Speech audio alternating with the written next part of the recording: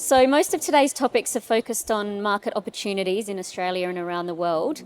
In the current environment, the cost of doing business and capitalising on those opportunities requires funding that is not always readily available. So to talk to us next is James Gallagher from Export Finance Australia, who will provide background on the government-backed entity and how it may be able to assist you with finance. Welcome, James.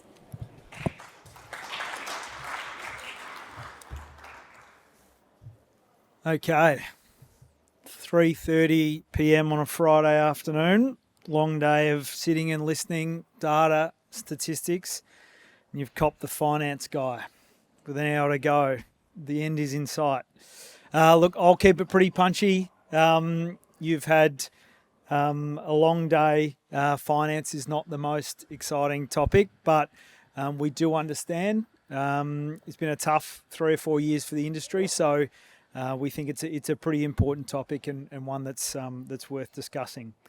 I'll tell you a bit about what we do, who we are, some key considerations that we see for businesses, particularly one that are exporting, which is, coincidentally, they're the conversations and the questions that our risk team ask us. We'll go through a couple of the features of one of our products, which is a small business loan, and a couple of case studies, and I'll get out of your hair fairly quickly so we can bring forward the networking drinks. So who are we? Export Finance Australia, previously EFIC. We're effectively a government-owned bank. We've got a long history of working with the wine industry. Look, we make commercial decisions, but having been in banking for 14 or 15 years at Westpac and then Macquarie, it's a good place to work. We make commercial decisions, but we are not ultimately driven by profit and remunerated in line with that. We have a broader purpose, which is very much to help Australian companies access and deliver on opportunities overseas. So that's our primary purpose, and that comes in and flows into every decision that we make, which is quite refreshing, having spent a number of years in finance. We don't compete with the big four banks. In fact, we partner with them. They're often our best referrers. We've done a lot of business with a number of people in the room today. We come and step in when the big four banks or others, your Elders or Arabo, can't quite get there. So that's our role. We don't compete. We're mandated not to compete with the banks.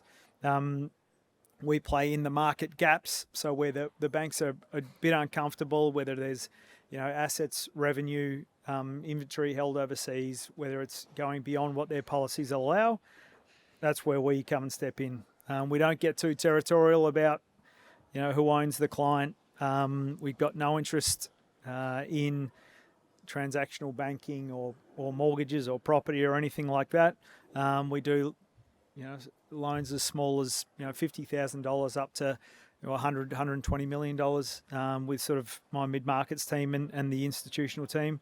So we're quite a broad organisation. We're just here to play a role, and that's to support, like I mentioned, Australian companies to access global opportunities and deliver into those opportunities. Bottom point there. Loans, working capital, bonds, so performance bonds, payment bonds, and guarantees. That's as simple as we try and keep it. So our role in amongst the sort of the finance ecosystem. So working capital, we get the wine industry. You are spending a lot of money, and then you're shipping your product overseas, and then you got to wait another 60, 90, 120 days to actually get paid. So you're carrying a lot of the costs up front before you get paid. So our role is to step in, ideally, potentially before the banks can. So before there's an invoice, before you receive payment, when there's a contract or a purchase order, we can potentially come in and help you fund those costs. And then our payback comes, 150, 180, 210 days later when you receive payment from overseas. So that's one aspect of our funding. we're also seeing more and more the sort of the requirement or the desire to have stock held overseas. We've got quite a unique ability to provide funding for market entry strategies and marketing strategies in country. So whether that's holding stock, whether that's establishing a business overseas, we can actually look at that and provide funding for those strategies overseas. CapEx here locally, but also not just those hard costs, some of the soft costs of establishing, digital and internet capabilities both here and overseas. There are a lot of different aspects of within the wine industry that we're able to fund, and again, we sort of come in alongside the banks where the banks can't quite get there for that extended funding requirement. This is a quick slide, which is these are a lot of the questions that we often get asked and we put forward with any of the proposals that we discuss with our credit team. So a couple of these that I'll call out here. So they're key considerations that we think a number of the businesses in the room, you're having these conversations and these considerations are front of mind. But for those that are looking to start exporting or consider exporting, these are a couple of the key considerations. So who ultimately is the buyer? Is it the LCBO in Canada, which is terrific? That's a nice strong buyer. Or is it a distributor into another country who doesn't necessarily have that financial robustness or isn't the end seller of the product? So we do a bit of work. We actually work with our Austrade colleagues on doing a bit of work on who's the buyer overseas. Okay, what does their balance sheet look like? How strong are they? Are they the end seller of the product, or are they potentially an agent that sits in the middle? The risk versus the return of a sale overseas. So the longer payment terms to a really strong buyer makes sense, but those longer payment terms to a buyer that doesn't necessarily have that financial robustness, we'd question that. So that's another example of the due diligence that we look at when we're providing funding for companies that are going into new markets in particular. The market specifics, again, we work pretty closely with our Austrade colleagues, and we have a really strong economics team within Export Finance Australia. So we re-rate the countries that our clients are doing business with every month. Clearly, there's a bit happening in the geopolitical environment at the moment. There are a couple of countries that our clients have done business with in the last 3 to 6 months that are now providing some challenging circumstances for us to lend money into.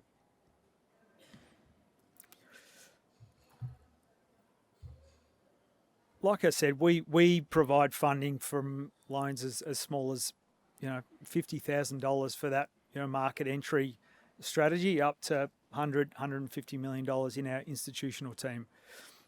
Our small business loan, we've found it works well with the wine industry. The wine industry is made up of a lot of smaller businesses that don't have an enormous lending requirement, but there absolutely is a need. So a couple of things that we'd call out here is the funding for the.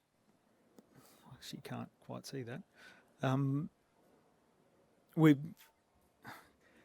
The market entry strategy, so funding for that runs alongside the EMDG grants that have been provided by the government. Look, we make commercial decisions, so we need to see that the contract is ultimately going to be profitable, and we do that. The background work on the trading history. But what we would say, looking into our case studies, is that more and more so, we understand that the industry has had some challenging years, certainly the last 3, 4, 5 years. But our work with the industry is very much forward-looking. So there's a couple of case studies that we've got here and we'll be able to provide later. We are very much forward-looking. We understand that the local banking market, the domestic banks, are able to provide the funding.